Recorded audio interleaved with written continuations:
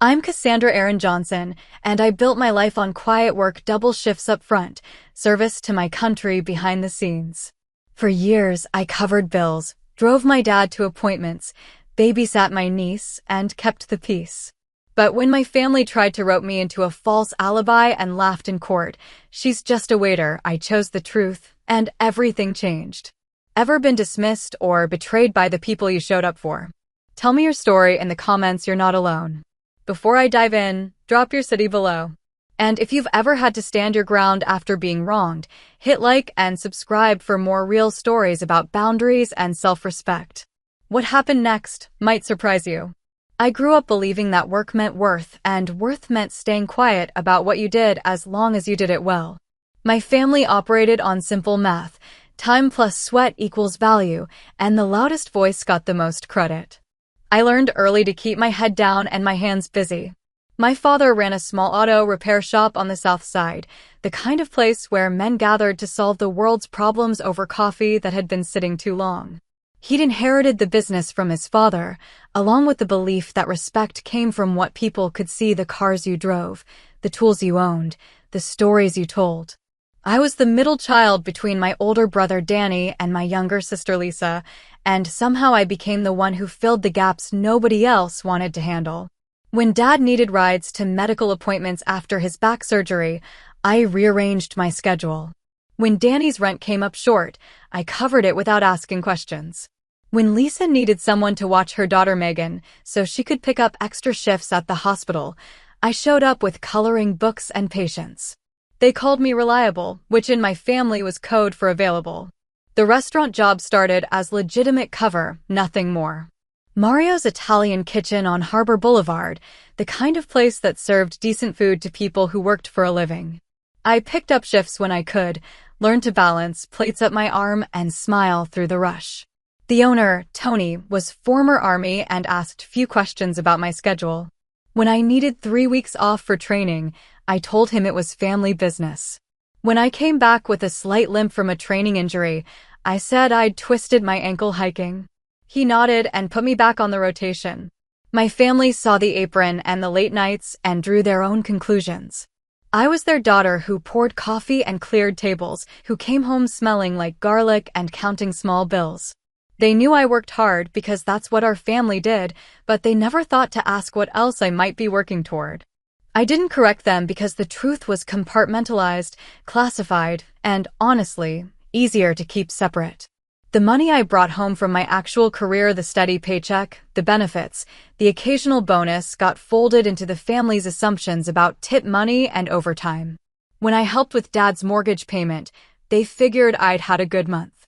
When I bought Lisa's daughter new school clothes, they assumed I was just being generous with my cash tips. Nobody asked how a waitress afforded to be so consistently generous, and I didn't volunteer the information. I gave them time, money, and silence about my real life, which somehow became proof that I had nowhere more important to be. The narrative they built around me was simple. I was the family member who hadn't quite figured out her path, who was still slinging plates while everyone else had moved on to real careers. Danny managed inventory at a warehouse and talked about his plans to start his own distribution business. Lisa had her nursing degree and worked in pediatrics. I was just their sister who worked in food service and could be counted on to show up when needed. The first time someone called me a lifer in front of the family, I let it slide. We were at Danny's apartment for his birthday, and one of his friends was holding court about career advancement and 5-year plans. "What about you, Cassandra?" he asked, turning to me with the kind of smile that already knew the answer. "Still at the restaurant?" "Still working," I said, which was true enough. Danny laughed and opened another beer. "Cassandra's our career waitress. She's got job security anyway. People always need to eat, right?" The room chuckled, and I nodded along because it was easier than explaining that I'd just finished a rotation that most people couldn't spell, let alone understand. I was good at blending in, trained to observe without drawing attention, and my family's assumptions provided perfect camouflage for a life they never thought to question. Dad started having his friends over more often after his surgery, men from the neighborhood who measured success in visible terms. They gathered around his workbench on Saturday afternoons, drinking beer and solving problems they'd never actually face. They talked about military strategy without having served, about business deals they'd never made, about respect they thought they'd earned. When I brought them sandwiches or cleaned up their empty bottles, they'd nod at me like I was part of the furniture. "Good kid," I heard one of them tell Dad. "Doesn't give you any trouble, just does her job." Dad agreed, and I realized that in his mind, my job was taking care of things quietly so he could focus on what mattered to him. I was useful background, the daughter who made things easier without requiring much attention or investment in return. It was a role I'd fallen into gradually, and by the time I recognized it, it felt too late to renegotiate. When I missed family events, because I was deployed though they didn't know that's what I was calling my absences, they marked it as selfishness. When I came back with a deeper tan and new scars I couldn't explain, they didn't ask questions. When I paid Danny's rent again because he'd spent his paycheck on a motorcycle down payment, they took it as confirmation that I had nothing better to do with my money. The pattern became predictable. They needed something, I provided it, and my quiet competence became evidence of my limited ambitions. I was the safety net that let them take risks, the financial cushion that let them make poor decisions, the reliable presence that let them assume tomorrow would look like today. And because I couldn't explain what I really did or why my schedule was actually more complicated than theirs, I let them build their story around what they could see. Looking back, I understand that I chose silence over conflict, privacy over recognition. I thought I was protecting something important by keeping my two worlds separate. What I didn't anticipate was how that separation would eventually become a weapon they'd use against me, or how their casual dismissal would echo in a courtroom when the stakes got real and staying quiet was no longer an option. The jokes started small, the way most cruelty does. Nothing you could call them on directly, just comments that landed like paper cuts and accumulated over time. "Still slinging plates" became Danny's standard greeting. "When are you getting a real job?" was Dad's contribution to every family dinner. I learned to smile and change the subject, but the message was clear. My work didn't count. Dad's social circle had expanded after his recovery, and the new faces brought new energy to the garage. These weren't the old-timers who'd known him for decades and respected his skills with an engine. These were men who measured worth in flashier terms: the kind of cars they drove, the expensive tools they owned, the stories they could tell about deals they'd made and people they'd impressed. In this crowd, my quiet competence didn't register. Frank Calderon became Dad's closest friend in this group, a man who'd made money in construction and wasn't shy about displaying it. He drove a new truck every 2 years, wore designer work boots that had never seen actual construction sites, and spoke about business opportunities with the confidence of someone who'd forgotten what it felt like to worry about rent. When he looked at me, I could see him doing the math. Waitress equals unsuccessful, unsuccessful equals unimportant. "Your daughter's sweet," he told Dad one Saturday afternoon while I was cleaning up their lunch mess. "Nice to see a kid who knows her place, you know? No attitude, just does what needs doing." Dad nodded like this was a compliment we should all appreciate.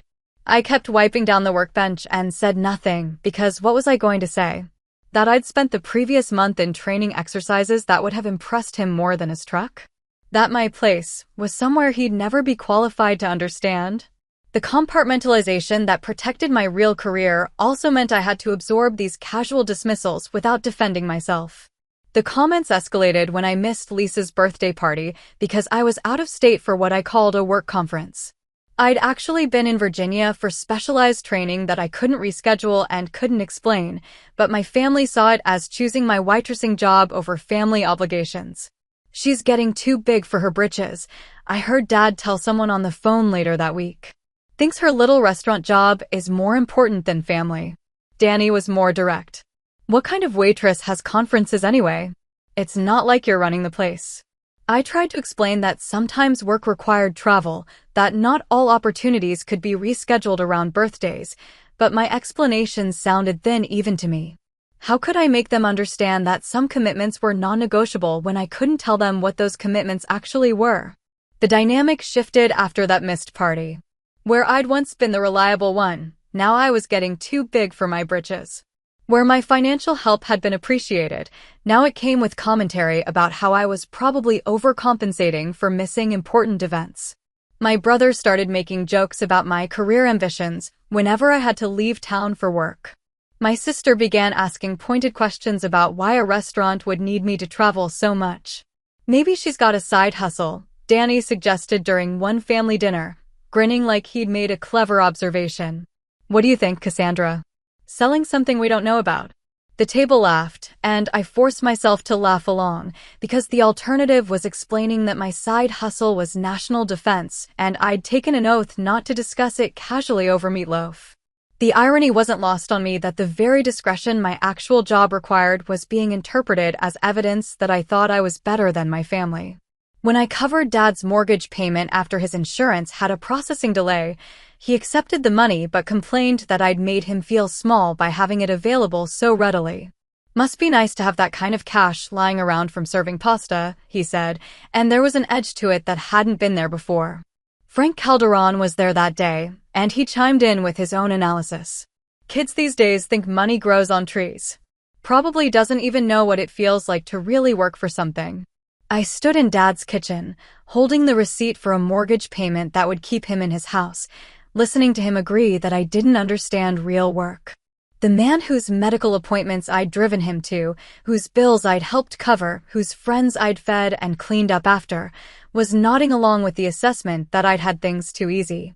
That night, I sat in my apartment and tried to understand how helping had become evidence of my inadequacy, how reliability had transformed into proof that I wasn't ambitious enough, how my quiet competence had been reframed as a sign that I didn't understand the real world. I'd thought I was being generous and supportive. They'd decided I was naive and limited. The worst part was the creeping doubt. When people you care about consistently tell you that your contributions don't matter, that your work isn't real, that you're not living up to your potential, part of you starts to wonder if they're right. I found myself questioning decisions I'd been confident about, second-guessing instincts that had served me well in actual high-stakes situations. If the people who knew me best thought I was wasting my life, maybe they saw something I couldn't. But then I'd report for duty and remember what real standards looked like, what actual accountability felt like, what it meant to be trusted with something that mattered. The contrast became sharper each time. With my family, I was the disappointing daughter who poured coffee for a living. At work, I was someone whose judgment could make the difference between mission success and mission failure. The gap between those two identities was getting harder to bridge. The fight at Dad's garage started over something small, a customer complaint about a billing error that escalated when Frank Calderon got involved. What should have been a simple refund became a shouting match, then a threat, then a moment when Frank's hand moved to his waistband and everyone in the room went quiet. The customer left without another word, and I thought that was the end of it. But the customer turned out to be the kind of man who knew people, who made phone calls, who didn't let threats slide. Within 2 weeks, investigators were asking questions about the garage's business practices, looking at records, talking to suppliers. What they found was a pattern of selling used parts as new, unregistered cash sales, and inventory that didn't match the paperwork. Dad had been cutting corners for years, and Frank had been encouraging him to cut deeper. When the charges came, they included fraud, tax evasion, and weapons violations from that moment when Frank had shown a gun to end an argument. Dad was named as a co-conspirator, along with 2 other men from his circle who'd been involved in the parts scheme. Frank was the primary defendant, but everyone connected to the operation faced serious jail time. That's when they decided they needed my help. You were at work that day, Danny told me during a family meeting at Dad's kitchen table. All day. You can say we were all there with you, helping with inventory or something. Lisa nodded earnestly. It's not really lying. You were working, and we do help out at the garage sometimes. It's just being specific about timing. Dad sat quiet while his children planned his alibi, but when I didn't immediately agree, he looked up. I need you on this one, Cassandra. Family backs family. I understood what they were asking.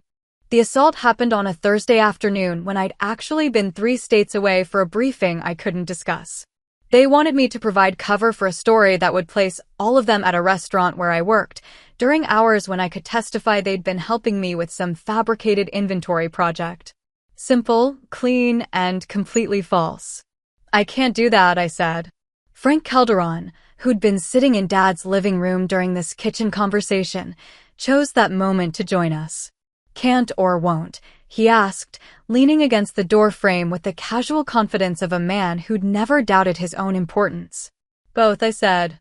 Danny laughed, but it wasn't friendly. Come on, Cassandra. It's not like you're busy saving the world over there. You're slinging pasta. This is your family. The contempt in his voice was clear.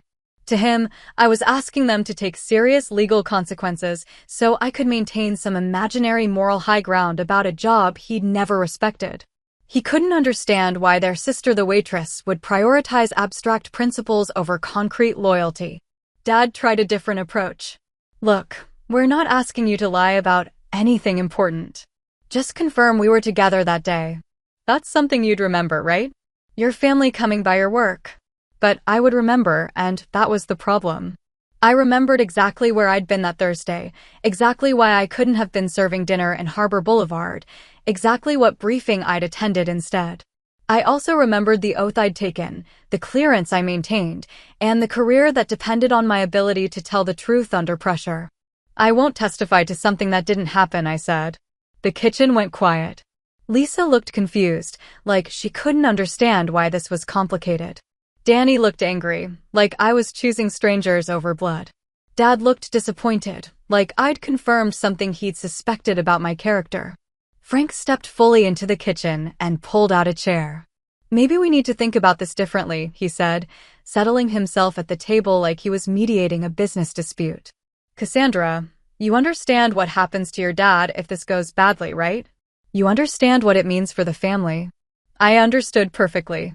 I also understood what would happen to me if I committed perjury in federal court, what it would mean for my clearance, my career, my ability to serve. But I couldn't explain that calculation without revealing the very thing I'd kept secret from them. I understand the situation, I said. But I can't help the way you want me to help. That's when the real contempt came out. Danny shook his head and muttered something about always knowing I thought I was better than the rest of them. Lisa said I was being selfish, that family meant sacrifice. Dad just looked tired, like I'd confirmed his worst fears about who I really was. Frank leaned back in his chair and smiled, but there was nothing warm about it. Well, he said, loud enough for everyone to hear, I guess we know where Cassandra's loyalties really lie. Good to find out now. 3 days later, I was sitting in the gallery of the federal courthouse, watching my family prepare for trial while they prepared to watch me disappoint them one final time. Danny had positioned himself where I could see his disapproving expression. Lisa kept glancing over with hurt confusion. Dad stared straight ahead like I wasn't there. When someone behind me whispered, "She's just a waitress anyway," I knew they were talking about me. When several people laughed quietly, I knew they all agreed.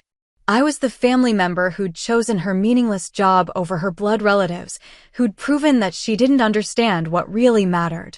Frank's lawyer had prepared his defense around character witnesses and family support, the kind of strategy that relied on showing the defendant as a good man who'd made a mistake rather than a career criminal who'd been caught. My refusal to participate had damaged that narrative, and everyone in the gallery understood that I was the weak link who'd failed to hold. But I'd also contacted the prosecutor's office, and I'd explained exactly what I could lawfully testify to if called. The meeting had been brief, professional, and conducted with the kind of discretion that would protect both my security clearance and the integrity of the case. They knew what I did, even if my family didn't. When the judge called the court to order, I watched my brother lean over to Frank and whisper something that made them both smirk. When the prosecutor stood to call his first witness, Danny actually turned around to look at me with the kind of pity you'd reserve for someone who'd just made a very stupid mistake. That's when the prosecutor said, "Your Honor, the state calls Captain Cassandra." The silence that followed wasn't immediate. It took a moment for the words to register, for the title to connect with the woman sitting in the gallery, whom everyone thought they knew. I watched comprehension dawn on faces I'd known my entire life, watched confusion replace contempt, watched the simple story they'd built around me crumble in real time. Danny's head snapped around so fast I heard his neck crack. Lisa's mouth actually fell open.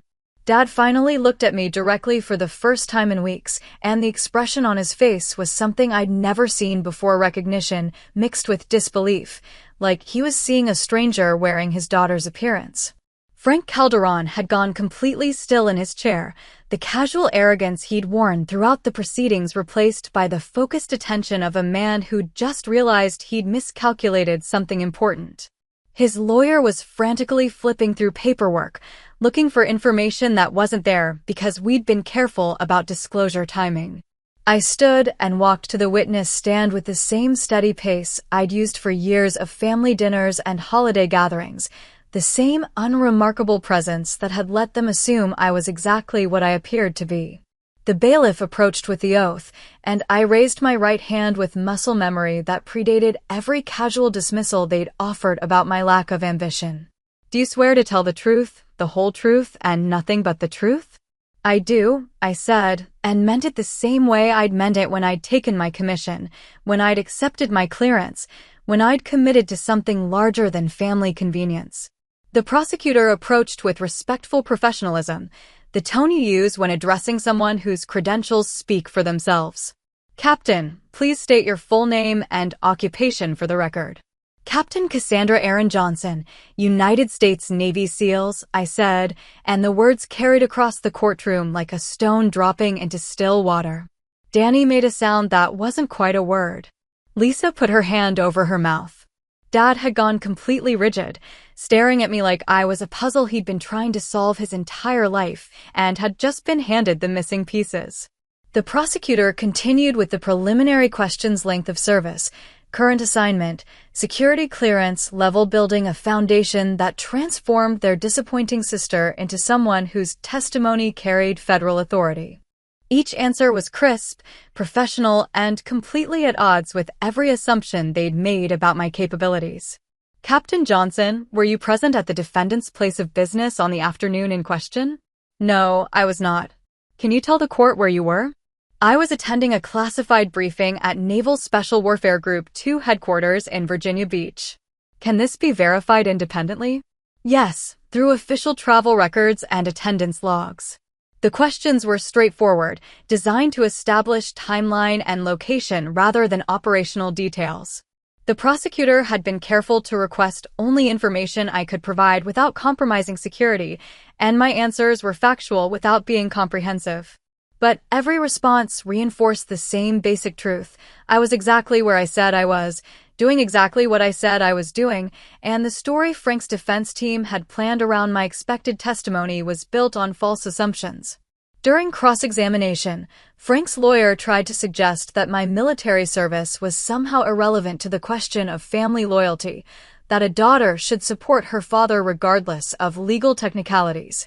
It was the wrong approach to take with someone who'd sworn multiple oaths to prioritize truth over convenience. "Captain Johnson, you understand that your testimony may result in serious consequences for your family members?" "I understand that my testimony is truthful and complete. But surely family relationships create certain obligations that transcend strict legal requirements? My obligation is to tell the truth under oath. That obligation is absolute." I could feel my family's eyes on me throughout the questioning, could sense their growing understanding that the person they thought they'd known was someone else entirely. Danny kept shaking his head like he was trying to wake up from a confusing dream. Lisa had tears in her eyes, though I couldn't tell if they were from grief or shock or some combination of both. Dad hadn't looked away from me since I'd taken the stand, and his expression had shifted from disbelief to something that looked almost like recognition. Not of who I was now, but of moments from the past that suddenly made sense in a different context: the unexplained absences, the steady income, the physical conditioning I'd maintained without gym memberships they could account for. When the prosecutor finished his questions, I was dismissed with the same professional courtesy I'd received throughout. I walked back to the gallery knowing that whatever relationship I'd had with my family before this moment was over, and whatever came next would have to be built on an entirely different foundation. Frank was convicted on all counts. Dad pleaded to lesser charges in exchange for cooperation, avoiding jail time but accepting probation and financial penalties that would change his life significantly. The garage closed permanently, and the social circle that had formed around it dissolved as quickly as it had appeared. I sat through the sentencing hearing 2 months later, listening to the judge talk about consequences and accountability, while my family sat 3 rows behind me. When it was over, I walked out of the courthouse alone, not because I was angry or hurt, but because I understood that the person they'd thought they were supporting, dismissing, and ultimately judging had never actually existed. The woman who'd served their dinner and cleaned up their messes, who'd covered their bills and absorbed their casual contempt, had been a character I'd played so well that I'd sometimes forgotten it was a performance. The real question now was whether any relationship could survive the gap between who they'd thought I was and who I'd always been. The weeks after the trial passed in a strange quiet. My phone, which had buzzed constantly with family group chats and dinner plans and requests for rides or loans, went essentially silent. When messages did come, they carried a different weight, entirely careful, formal communications that read like correspondence with a distant acquaintance rather than exchanges between relatives. Danny texted first, 3 days after sentencing, "Can we talk?" I replied that I was available, and he called that evening with the kind of nervous energy I remembered from childhood, when he'd broken something valuable and was trying to figure out how much trouble he was in. "I don't understand why you didn't tell us," he said without preamble. "About what, specifically?" "About who you are. About what you do. About any of it." I thought about how to answer that, how to explain compartmentalization to someone who'd never needed to separate different aspects of his life for security reasons. It wasn't something I could discuss casually. "But we're family. We should have known." The hurt in his voice was genuine, and I recognized the confusion behind it. In his mind, family meant complete transparency, meant sharing everything regardless of external requirements or professional obligations. He couldn't understand why I'd kept such a fundamental part of my identity separate from my relationships with them. "Some things can't be shared just because we're related," I said. "Some information has restrictions that don't make exceptions for family." "But you let us think you were just—" He stopped himself before finishing the sentence, but we both knew what came next. "I let you think what you were going to think anyway. I never lied about what I did. I just didn't correct your assumptions." The conversation continued for another 20 minutes, circling around the same basic question. Why had I allowed them to build their understanding of me on incomplete information? Danny couldn't grasp that some jobs require silence not as a personal choice, but as a professional necessity, that certain careers exist in spaces where casual disclosure isn't an option. Lisa's call came a week later, and her approach was different, more emotional, more focused on the feelings involved than the facts. She'd been crying, and her voice carried the shaky quality of someone who'd been thinking about something painful for a long time. "I keep remembering things," she said. "Like when you missed my birthday but paid for Megan's daycare for a whole month afterward. Or when you came back from that hiking trip with that scar on your shoulder and said you'd fallen on some rocks. I couldn't talk about where I'd actually been. But I made fun of you for being clumsy. I actually teased you about not knowing how to hike properly, and you just stood there and let me." The memory was sharp. Lisa laughing about my supposed incompetence while I stood in her kitchen, still processing a mission that had gone sideways and resulted in injuries I couldn't explain. I'd absorbed her gentle mockery because the alternative was violating operational security, and I'd thought that was a reasonable trade. "I was protecting information that needed to be protected," I said. "But you weren't protecting yourself. You let us think you were this person who wasn't going anywhere, who didn't have anything important going on. You let us treat you like you were less than you are." That was the core of it, and it was harder to answer. I had let them diminish me because keeping the peace felt more important than defending myself with information I couldn't share. I'd accepted their casual dismissal because correcting it would have required revealing things that were classified, compartmentalized, and honestly easier to keep separate from family dynamics. "I thought it was better to keep different parts of my life in different places," I said. "But what about us? What about what we missed out on by not knowing who you really are?" It was a fair question, and one I'd been asking myself.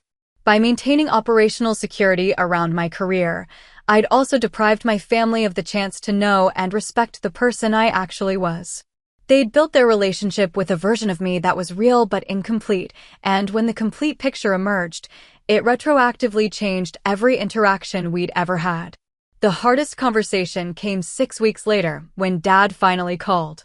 His voice sounded older, flattened by legal stress and the collapse of the social world he'd built around Frank and the garage. He'd been dealing with probation requirements, financial penalties, and the kind of scrutiny that came with being a convicted felon, even one who'd avoided jail time. "I owe you an apology," he said without preliminary small talk. For what? For not knowing. For not asking. For letting other people talk about my own daughter like they knew better than I did. I waited, because there was clearly more he needed to say. "I keep thinking about Frank, about the way he'd talk about you. About work ethic and knowing your place and all that garbage." And I just sat there and nodded like he was making sense. "You believed what you could see. But I should have seen more. I should have asked better questions. I should have known that you wouldn't be helping us all these years if you didn't have something solid going on." The conversation lasted over an hour, and by the end of it, we'd established some basic parameters for moving forward. Dad wanted to rebuild our relationship on more honest ground, but he understood that trust would have to be earned rather than assumed. I was willing to try, but with clear boundaries about what kinds of support I could offer and what kinds of behavior I would accept. "I don't want you to think I'm proud of what happened," he said before we hung up. "With Frank, with the business, with any of it. I made poor choices, and they had consequences for people I care about. I know," I said, and I meant it. "But I am proud of you. I should have said that years ago, and I should have said it whether I understood what you were doing or not." 6 months after the trial, I was settling into a routine that felt sustainable for the first time in years. Work remained work-demanding, classified, and separate from my personal life by necessity. The restaurant shifts had ended when Tony sold Mario's to a chain that wanted younger staff and flashier service, but I'd found another part-time position at a coffee shop near the base that appreciated reliability and asked few questions about my schedule. My apartment felt different now that it wasn't serving as a staging area for family emergencies. The phone didn't ring at odd hours with requests for rides or loans or babysitting. The quiet that had initially felt strange now felt like space I could fill with my own priorities: reading I'd been putting off, maintenance projects I'd been deferring, sleep schedules that aligned with my actual workload rather than other people's crises. The family situation had stabilized into something I could work with. Dad and I met for coffee once a month, usually at a place halfway between his apartment and mine, conversations that stayed focused on safe topics like his physical therapy progress and my visible hobbies. He was making an effort to ask questions that showed interest without pushing for information I couldn't share, and I was learning to appreciate the intention behind his awkward attempts at connection. Danny had moved to Phoenix for a fresh start, taking a job with a logistics company that didn't mind his association with Dad's legal troubles. We texted occasionally, brief exchanges that felt more like acquaintances staying in touch than siblings maintaining a relationship. The geographic distance seemed to help both of us process the changes without the pressure of immediate reconciliation. Lisa had been more persistent about rebuilding, but also more willing to accept boundaries when I established them. She learned to ask about my work in general terms and to respect non-answers when questions got too specific. When her daughter Megan asked why Aunt Cassandra couldn't talk about her job, Lisa had explained that some grown-ups have work that needs to stay private, which was probably the most accurate description any family member had ever offered. The biggest adjustment had been learning to live without the constant sense of responsibility for other people's problems. For years, I'd been the family member who could be counted on to cover shortfalls, provide emergency transportation, and generally function as a backup plan when other arrangements fell through. Stepping back from that role had left a gap that everyone had to figure out how to fill independently. Frank Calderon had been sentenced to 8 years in federal prison, and his absence from Dad's life had been more significant than anyone expected. Without Frank's influence, Dad had begun making different choices about friends and activities, gravitating toward people who were dealing with their own recovery rather than those who encouraged risk-taking. His new social circle consisted mainly of other men in similar legal situations, people who understood the value of staying out of trouble. I'd started working with a counselor who specialized in military families, someone who understood the complexity of maintaining civilian relationships while serving in roles that required operational security. The sessions had helped me understand that my choice to compartmentalize hadn't been wrong, but that I'd carried the isolation further than necessary and absorbed more dismissive treatment than I'd needed to accept. "You protected the mission," she'd told me during one session. "But you didn't protect yourself." That observation had been particularly helpful when Dad made his first attempt at a serious apology. We'd been meeting for coffee for 3 months when he finally addressed what had happened in Frank's presence, the comments he'd agreed with, the assumptions he'd let stand unchallenged. "I let him talk about you like you were less than you are," Dad said, staring into his coffee cup instead of meeting my eyes. "I let him make you small because it was easier than defending something I didn't understand. You couldn't defend what you didn't know about. But I could have defended you as a person. I could have said that you were valuable regardless of what job you had. I could have told him to shut up when he got disrespectful." That conversation had marked a turning point in our monthly meetings. Dad had begun asking questions that showed he was trying to understand me as an individual rather than as a family function. He'd started sharing information about his own struggles with rebuilding his life after the legal consequences, treating me more like a confidant than a resource. The strangest part of the whole experience had been discovering that I actually liked my family better in smaller doses. When I wasn't responsible for managing their crises or absorbing their casual dismissals, when our interactions were chosen rather than obligated, I could appreciate Dad's dry humor and Lisa's genuine warmth. Danny remained more complicated, but even those exchanges had improved now that they weren't built around his assumptions about my limitations. My work colleagues had noticed the change, though they hadn't asked direct questions about what had shifted in my personal life. I was sleeping better, performing more consistently, and generally seemed less divided between competing priorities. My commanding officer had mentioned during a routine evaluation that I seemed more focused, more present, and more committed to long-term planning. "Everything stable on the home front?" he'd asked, and I'd been able to answer honestly that yes, things were stable, probably for the first time in years. A year after the trial, Dad asked if we could meet somewhere other than our usual coffee shop.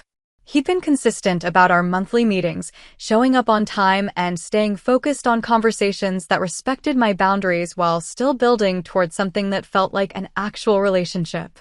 This particular request came with an explanation. He wanted to talk about something specific, and he thought a more private setting would be appropriate. We met at a small park near his apartment, sitting at a picnic table under trees that were just beginning to change color. Dad had brought coffee in a thermos and 2 cups, a gesture that felt both thoughtful and nervous. He poured carefully, hands that were steadier than they'd been 6 months earlier, but still showed the tremor he developed since the stress of the legal proceedings. "I've been thinking about making some changes," he said without preamble. "Real changes, not just the stuff I had to do for probation." I waited for him to continue, recognizing the tone of someone who'd been planning a conversation for weeks. "I want to move," he said. "Somewhere smaller, simpler. Maybe up north where my sister lives. Get away from all the people and places that remind me of the choices I made." The idea didn't surprise me. Dad had been struggling with the social isolation that came with his conviction, the way former friends had distanced themselves once the legal troubles became public. The neighborhood that had once felt comfortable now carried constant reminders of his association with Frank and the garage's illegal activities. "I think that sounds like a good idea," I said. "But before I do that, I want to make sure we're solid. You and me. I want to know that moving away isn't going to end whatever we've been building here." This was the conversation I'd been expecting for months, the one where we addressed the longer-term implications of our careful reconciliation. Dad had been working hard to prove he could maintain consistent, respectful contact, but he'd also been dealing with the practical realities of rebuilding his life as a convicted felon in a community where everyone knew his business. "I don't think distance has to end anything," I said. "We've been doing pretty well with scheduled contact and clear boundaries. That can work regardless of geography." He nodded, but I could see there was more he wanted to say. Dad had always been better at practical conversations than emotional ones, and this clearly fell into territory that made him uncomfortable. "I know I can't undo the damage," he said finally. "I know I can't take back the things I said or didn't say, or the way I let other people talk about you.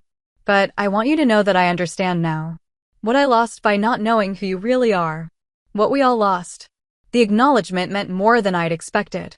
For months, I'd been working with my counselor on accepting that some relationships might never recover from the kind of fundamental misunderstanding that had defined my family dynamics. Hearing Dad articulate his own recognition of what had been lost felt like a foundation we could actually build on. I appreciate that, I said. And I want you to know that I understand why the situation developed the way it did. I made choices about what to share and what to keep private. Those choices protected some things, but they also created problems. You were doing your job, Dad said. I should have trusted that you knew what you were doing, even when I didn't understand it. We talked for another hour about practical arrangements for staying in touch if he moved, about the kinds of visits that might be possible given my work schedule, about how to maintain the progress we'd made without the structure of regular local meetings. By the end of the conversation, we'd established a framework that felt sustainable and honest: regular phone calls, occasional visits when my leave schedule allowed, and continued respect for the boundaries that had made our reconciliation possible.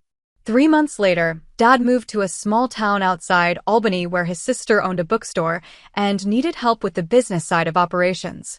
The transition went smoothly, and our phone conversations actually improved without the pressure of face-to-face meetings in locations that carried complicated history for both of us.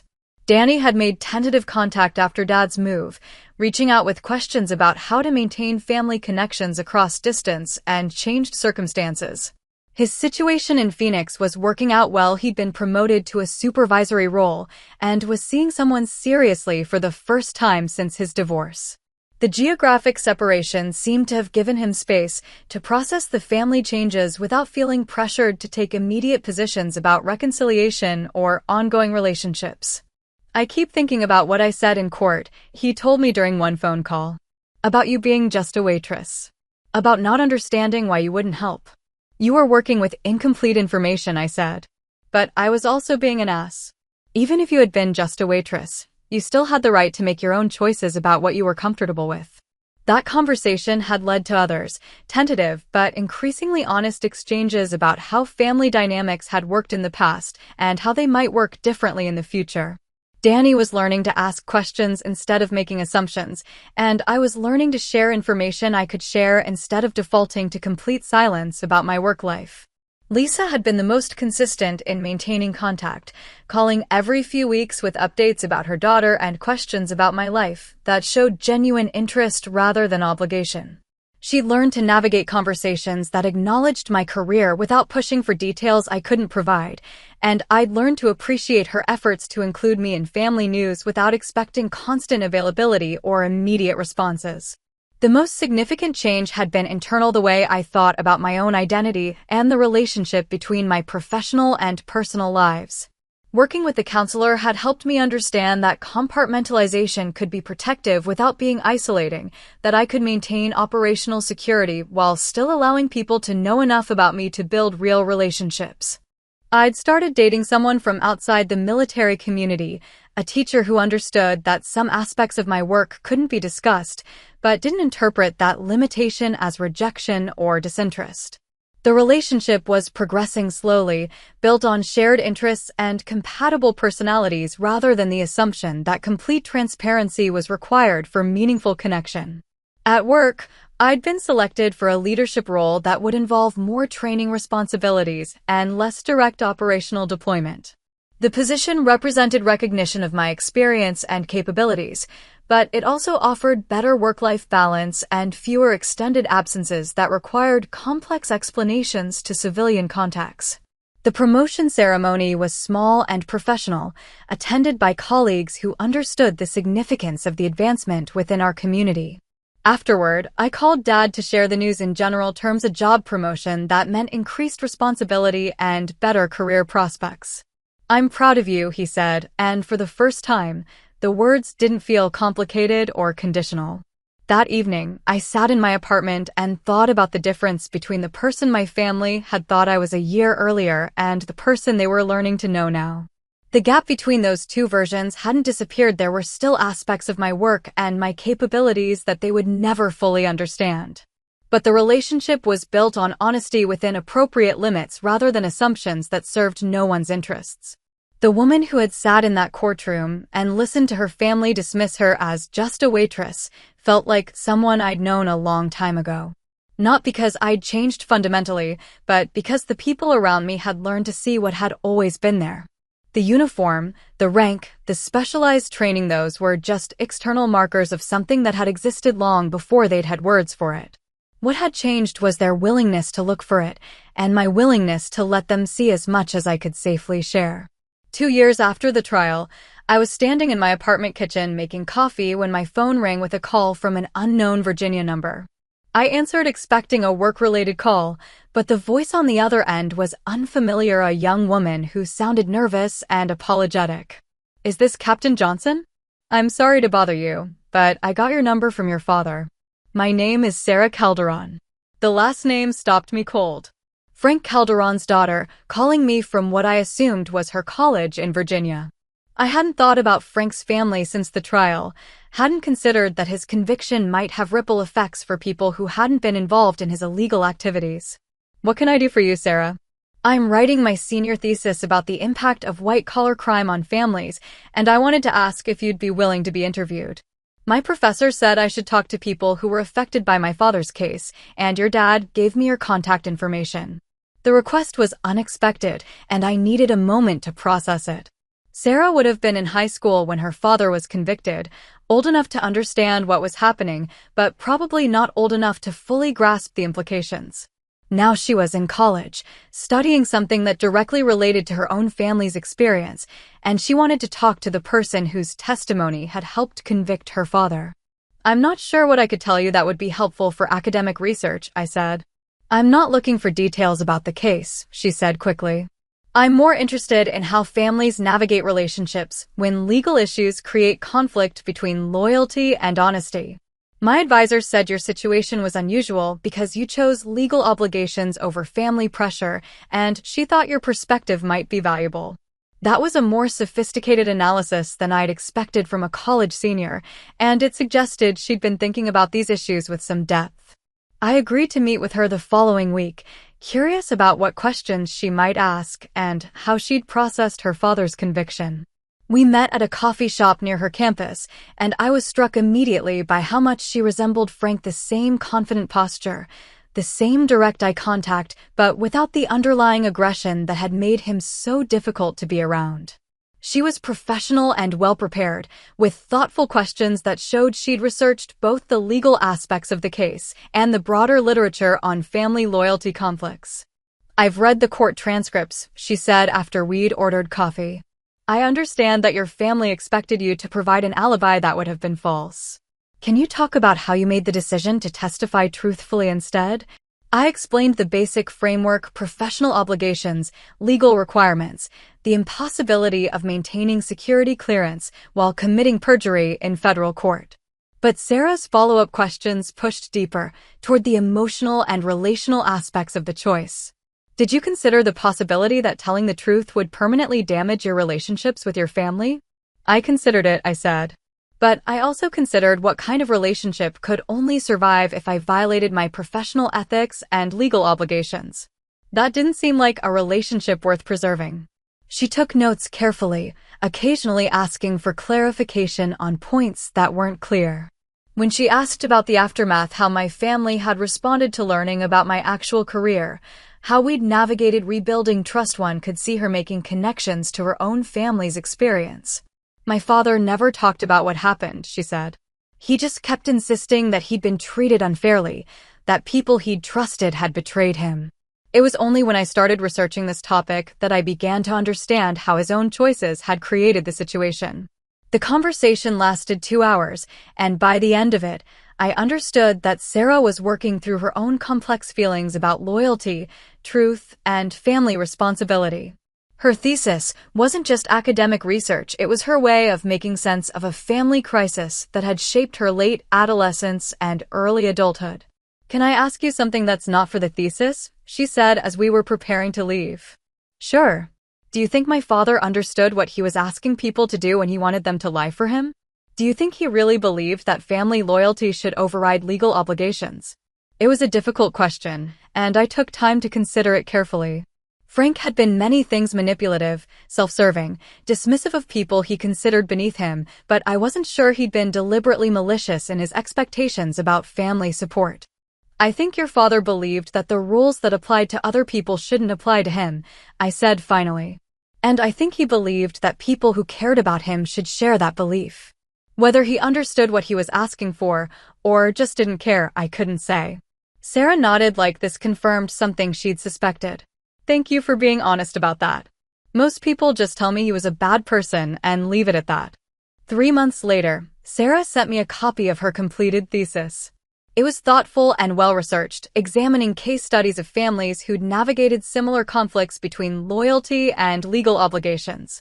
My interview had been one of several, but reading her analysis helped me understand my own experience in a broader context.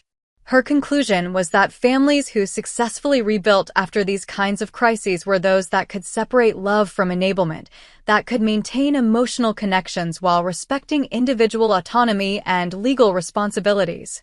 Families that couldn't make those distinctions often remained fractured long after the immediate crisis had passed. The thesis arrived during a week when I was dealing with my own family developments.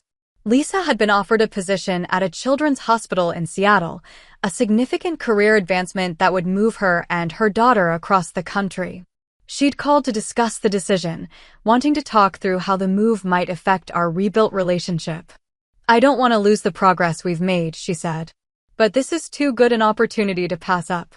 I assured her that geography didn't have to determine the quality of our relationship, that we'd learned to maintain connection through intentional communication rather than proximity.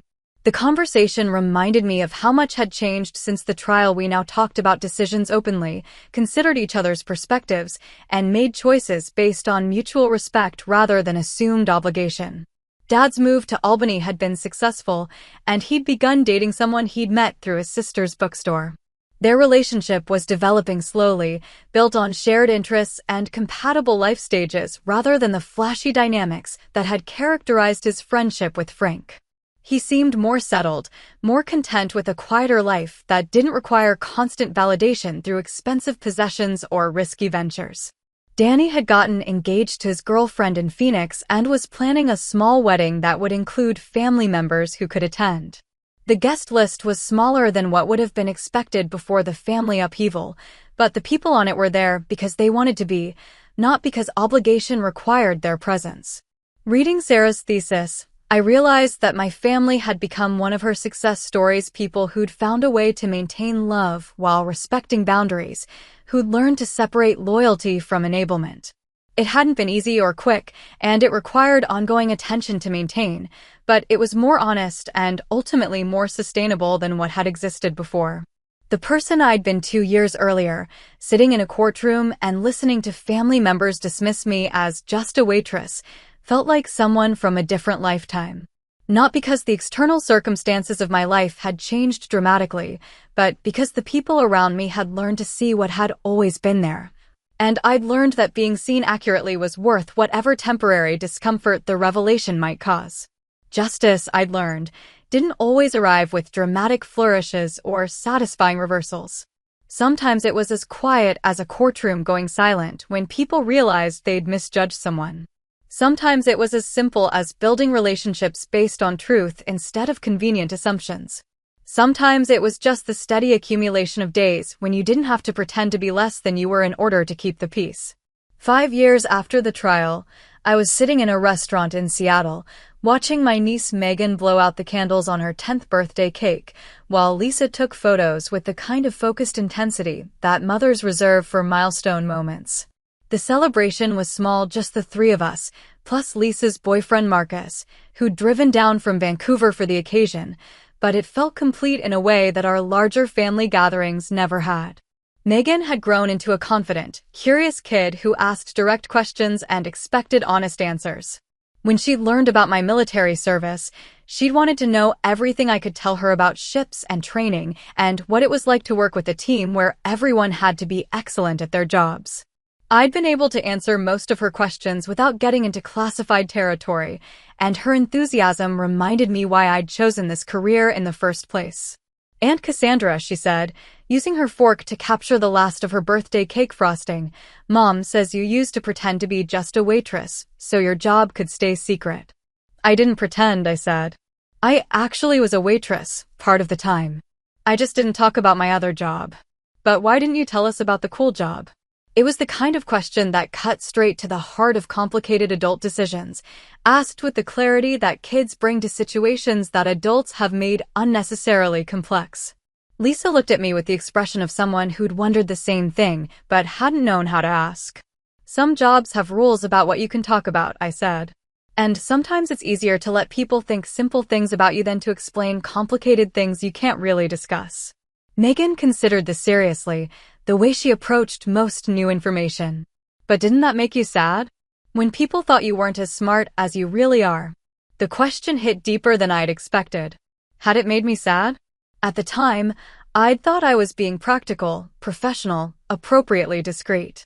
Looking back, I could see that I'd also been protecting myself from the vulnerability of being fully known, of having to maintain relationships that required ongoing explanation and trust. Sometimes I admitted. But I thought it was worth it to keep different parts of my life separate. I think I would have told, Megan said with the confidence of someone who'd never had to navigate the gap between personal relationships and professional obligations. I would have wanted people to know the real me. After dinner, Lisa and I walked along the waterfront while Marcus took Megan to an arcade she'd been wanting to try.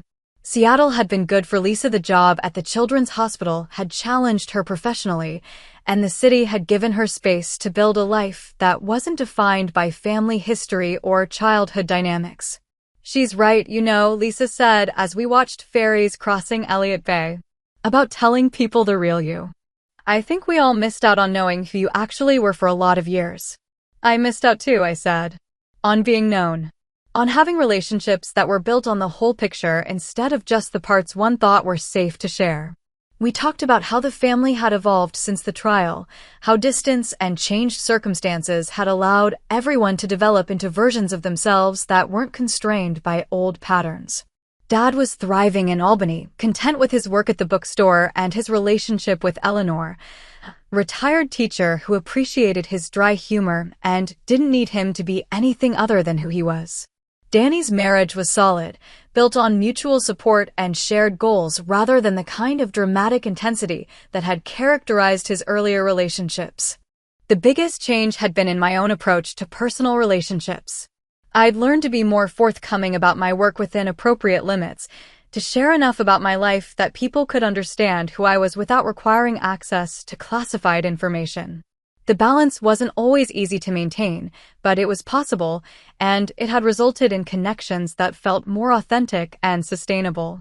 My relationship with James, the teacher I'd been dating for 3 years, had progressed to the point where we were discussing marriage and long-term plans. He understood that some aspects of my career would always remain private, but he also knew enough about my values, my capabilities, and my commitment to service to build genuine respect and partnership. When he met my family, they were able to see me through his eyes as someone accomplished and complex and worthy of admiration, which had helped heal some of the wounds left by years of casual dismissal. The phone call came 2 days after Megan's birthday, while I was back home in Virginia preparing for a training rotation that would take me to California for 6 weeks. Dad's voice was tight with controlled emotion, the tone he used when he was trying to stay calm about something serious. Frank Calderon died in prison, he said without preamble. Heart attack, apparently. His daughter called to let me know. I sat down heavily in my kitchen chair, surprised by the complexity of my reaction. Frank had been the catalyst for everything that had changed my family, the person whose influence had created the crisis that eventually led to truth and reconstruction. His death felt like the end of a chapter I'd thought was already closed. How are you feeling about it? I asked. Relieved, mostly, Dad said, and his honesty surprised me. He wasn't a good influence on my life, and knowing he's gone makes it easier to believe that part of my past is really over.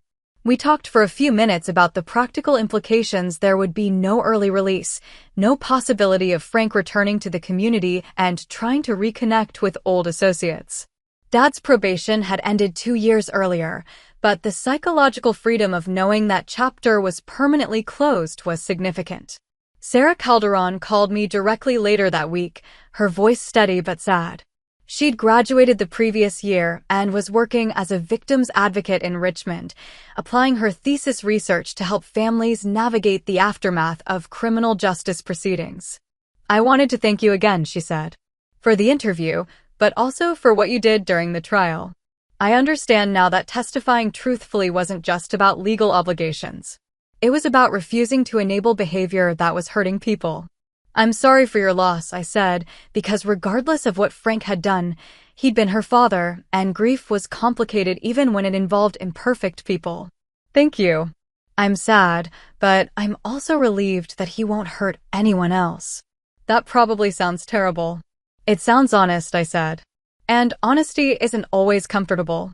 That conversation stayed with me as I prepared for my training rotation, as I thought about the long journey from the person who'd sat in a courtroom 5 years earlier to the person I was now.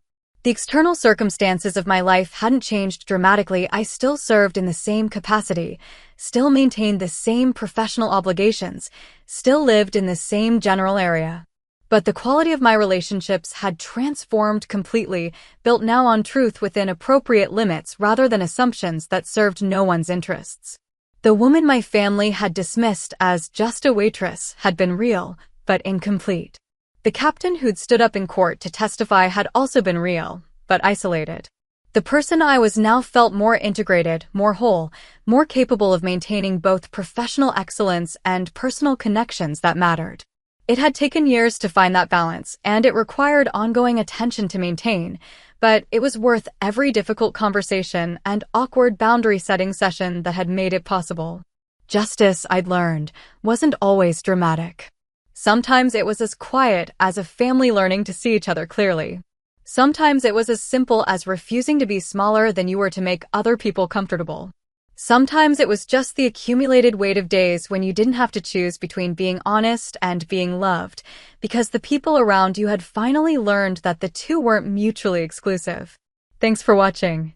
If this hit home, tap like, subscribe, and share it with someone who needs a backbone today. Questions for you? Have you ever been asked to lie for family? What did you do? Where did you draw the line, and what changed after? What's one boundary you wish you'd set sooner? When people underestimate your job, do you correct them or let it roll?